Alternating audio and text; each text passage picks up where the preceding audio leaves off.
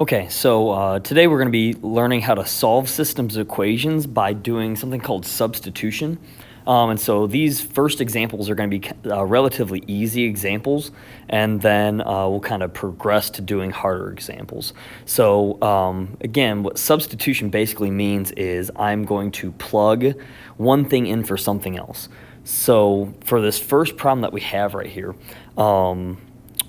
when it tells me on this bottom equation, it says that y is equal to 2x minus 5. That's saying that, if this said, instead of y is equal to 2x minus 5, if it just said y was equal to 5, just like we've done, what I can do is I can grab that 5 and I can plug it in for wherever I see a y. So we're going to do the same type of thing. So when we do this, if I know that y is equal to 2x minus 5, wherever I see a y, I can, instead of putting the y, I can put in 2x minus 5.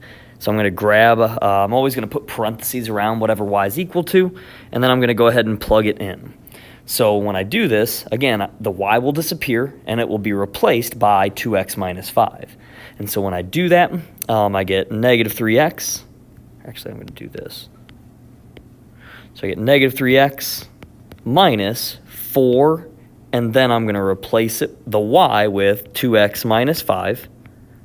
Again, you see the color change, and that's what we're doing. We're substituting in, replacing the y with the 2x minus 5 is equal to negative 2. Then once I'm there, then I can go ahead and I can solve my equation just like we've done in Chapter 2. I'm going to take this whole thing, so remember that it is a negative. I'm going to distribute that into my parentheses, so I get negative 3x minus 8x plus 20 is equal to negative 2. Remember that it is a positive 20 because that's a negative 4 times a negative 5. And then from there, I can combine my like terms. That gives me negative 11x plus 20 is equal to negative 2. Then I can subtract the 20 over to the other side. Get negative 11x is equal to negative 22, and then divide both sides by negative 11 to get x is equal to positive 2. Oops. The one thing with these types of problems is your answer, just like we went over in the 6-1 notes, our answer is where two lines meet at, so it's always got to be an ordered pair.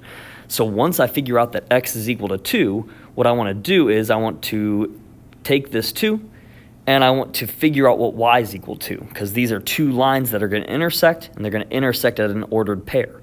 So if I go all the way up here to the top, really you can plug it into either equation, but if you plug it into the equation where y is already by itself or x is already by itself, it's a little bit easier because what I'm going to do is I'm going to plug this 2 in for x.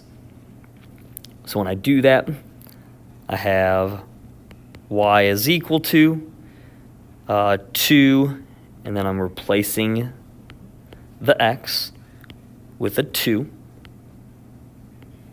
and then minus 5. So again, I'm substituting this 2 right here. I'm plugging it in for the x, because if x is equal to 2, it means they're interchangeable. Once I'm there, then I can do my calculation. So y is equal to 4 minus 5, which should give me y is equal to negative 1. So my x is 2, my y is negative 1, so my ordered pair solution is 2, negative 1. That's my final answer for that one. With the next one that we have here, example number 2 right here, again, I'm going to do the same thing. I can do this either way.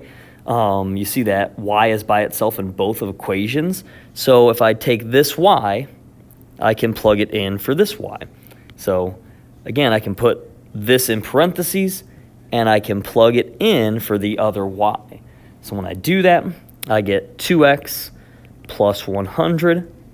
I replace the y with the 2x plus 100 is equal to 12x plus 120. And then from there, I can go ahead and I can solve my equation. I've got variables on both sides, which makes this one just a little bit different. I'm going to get my x's over to the same side. So I'm going to subtract the 2x over here. Get 100 is equal to 10x plus 120. Then I can subtract the 120 over to the other side. I'll get negative 20 is equal to 10x, and then divide both sides by 10 to get x is equal to negative 2. And again, once I'm here, really I can do it wherever I want, but if I grab this negative 2, I can plug it in for x of either equation, and I'm going to plug it into the top here.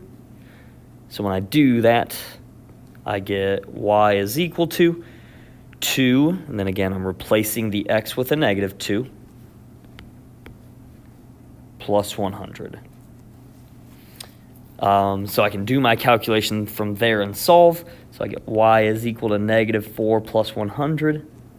So y is going to be equal to 96.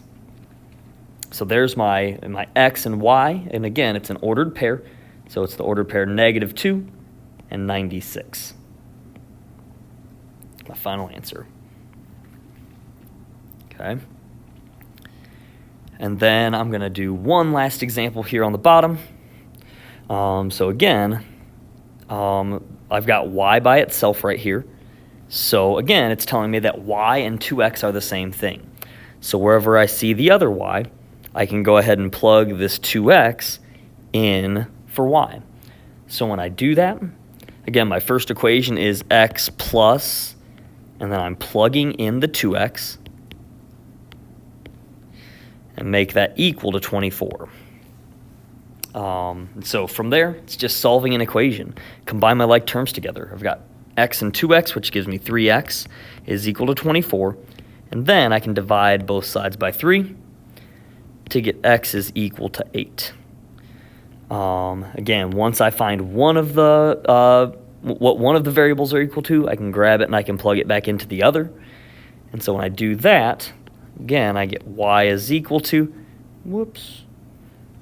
2, and then I'm replacing the x with an 8. So y is equal to 2 times 8, so y is equal to 16. And again, I want to write it as an ordered pair, so to write my final answer as the ordered pair 8, 16.